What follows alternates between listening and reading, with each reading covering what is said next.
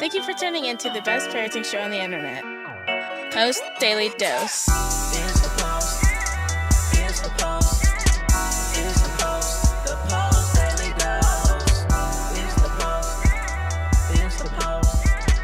It's the Post. The Post Daily Dose. It's the Post. It's the Post. Hey, good evening, Facebook family. Welcome to another episode of Post Daily Dose with me, your trusted parenting advisor, faithful guide and servant on the healing journey. What's my name? Big Papa Brian+Post. Hope everyone's having a fantastic manic Monday. It is Monday, isn't it? Yeah, manic Monday. So I hope you had a wonderful weekend. Had a great question come in from Liz that I thought it would be great to talk about because I really like the nature of the question. So I'm out here in my little office area in the sunshine, and that sun is just coming right down on me. So I'm sunbathing while I'm doing the Post Daily Dose. Big Papa is a lizard. Big Papa, your trusted parenting advisor, is getting his lizard on. Get my lizard on, baby. All right, so let's see what Liz had to say. She says, just woke up and some thoughts going around my head. I'm understanding that traditional parenting choices. Good evening, America. Good evening, Netherlands. Stefan and Kirsten. I'm understanding that traditional parenting choices can come from a place of stress and fear. Fear of what society thinks. Fear of spoiling the child. Fear that he won't learn respect or learn right from wrong, etc. Yes, question mark, is what she asked. So that actually is a very good question. The statement kind of posed as a question is, I'm understanding that traditional parenting choices can come from a place of stress and fear. Fear of what society thinks, fear of spoiling the child, fear that he won't learn respect or learn right from wrong, etc. Yes. So the answer to that is yes, yes, yes, yes, at one level. The other level has nothing to do with that. The other level, the level that's really the most important to grasp, is that traditional parenting choices come from our own fear and stress. Not any fear or stress of what's going to happen out there, but our own fear or stress, because our amygdala focuses on behavior and sees a threat. When our amygdala sees a behavior as a threat, it focuses on control, suppress, change. And it has nothing to do, like the mental masturbation is that it's about the fear of what society thinks, the fear of spoiling the child, that he won't learn right from wrong, fear that he won't grow up to be respectful. That's the mental masturbation. The truth is, it's just stress and fear. It just stresses us the hell out. And we move into survival and we want to control, suppress, and change. So that's very important because at that part of your brain, that is life or death. That survival fear. It's not even about, see, all the other fears that you mentioned there, Liz, that fear of what society thinks, that's very cognitive. Fear of spoiling the child, very cognitive. Fear that the child won't learn respect or won't learn right from wrong, all those are very cognitive configurations which arise from a core survival fear. So that's really, really, really important. Hey there, Jill Dennis. And so I just want to address that real quick. So then Liz goes on and says, so I'm trying to understand the love-based model more, but it occurs to me that this approach comes from a place of stress and fear that I now have inside me, which I didn't have before. That's very interesting. This approach comes from a place of stress and fear that I now have inside me, which I didn't have before. I'm now fearful that if I don't have this approach, my child will not have a good relationship with me, fear that the teenage years are going to be hell, fear that he won't grow up, be emotionally secure, etc. I know I am stressed because my partner and I share different views about parenting, but we are both coming from a place of wanting to do what's best for our child and from fear of bringing him up badly. Ooh, that word. I'm sure that we are both coming from a place of 100% love also. How can I be sure that I'm thinking clearly and rationally about all this when my partner honestly feels that he is too? That's such a good question, Liz. Such a good question. So here's the thing. Let Big Papa talk to you for a minute. Okay.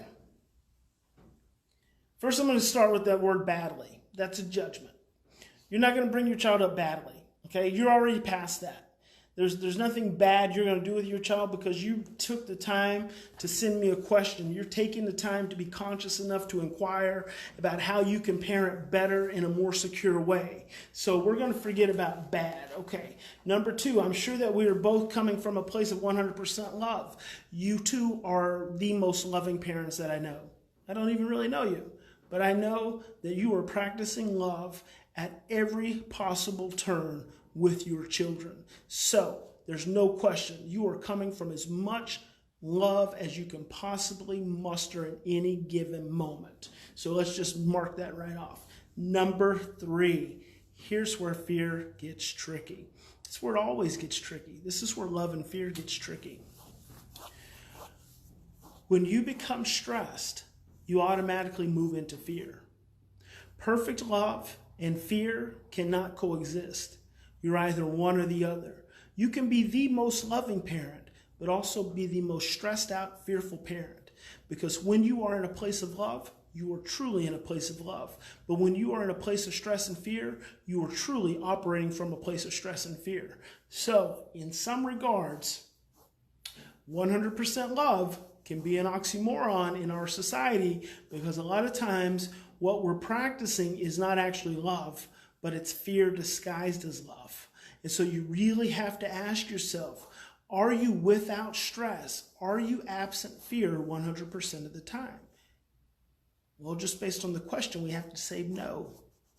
So now you have to take a new accounting and you have to ask yourself, how much of the time in my interactions with my children am I coming from a place of love or am I coming from a place of stress and fear? Very good, very, very important question to ask yourself.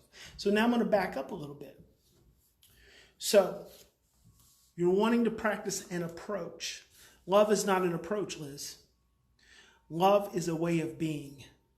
And it takes constant repetition. It takes mindfulness. It takes awareness. It takes consciousness. And it takes deep understanding.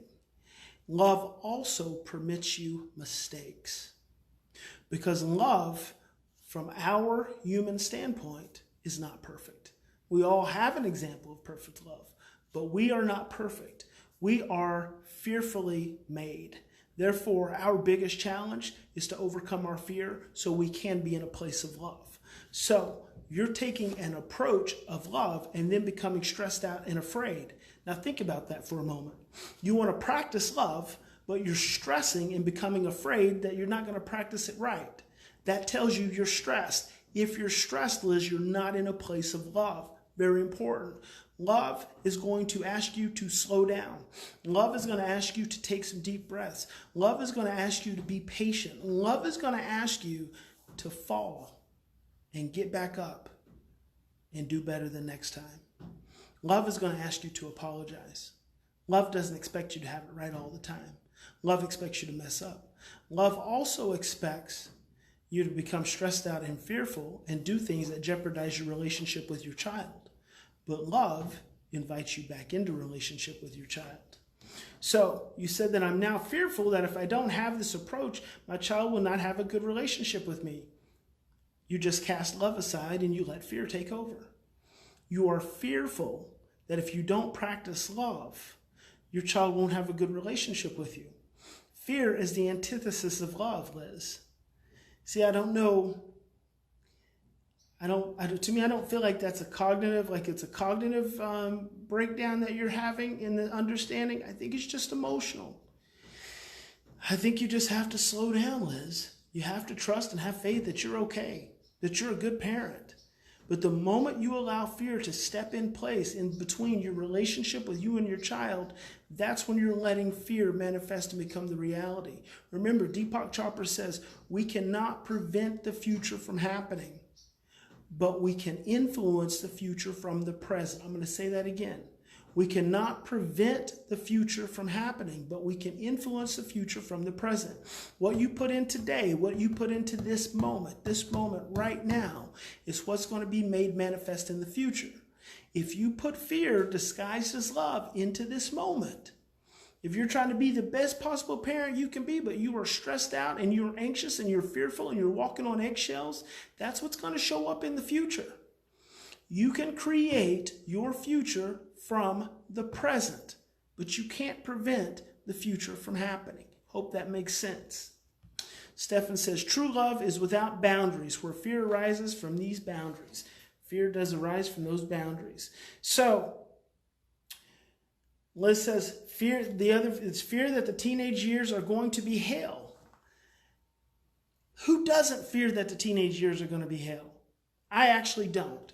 I actually never did. I never feared that the teenage years were going to be hell. I never feared the teenage years. I still don't fear the teenage years. I look at teenagers as being stressed out and scared. If I know they're stressed out and scared, I don't fear that. I don't fear that behavior that comes from that place. I just approach it from a place of love and acceptance and understanding. We all know that teenagers are crazy. The moment you really know that, the moment you really understand that and comprehend it, then you no longer have to be afraid of it. You have to have trust and faith that your love will be strong enough to see you through. You have to have faith that the relationship, the seeds of relationship that you're sowing right now will see you guys through. Then you don't fear the teenage years.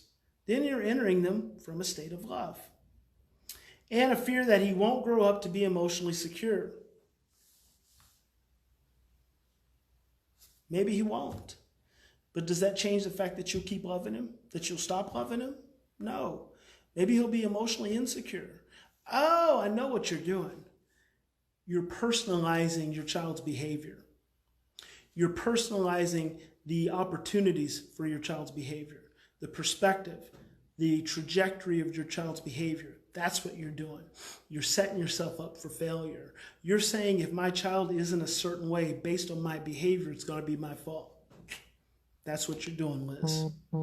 You are fearing that your behavior towards your child, your parenting behavior towards your child, is going to cause him to turn out in some kind of way. I'm starting to sweat. And I forgot, I've got a 5 o'clock appointment because I'm in California, so I'm going to have to go. I hope that makes sense. Remember, guys, that makes sense? Watch it again, Liz. Hope it made sense. Let me know if you have any questions. In any situation, we always have two choices. We can continue to react from the same blueprints of stress, fear, and overwhelm, or we can slow down, take 3 to 10 deep breaths, wipe that sweat off of our brow, pop that collar, and choose love. Big Papa loves you. God bless you guys. We'll talk to you soon.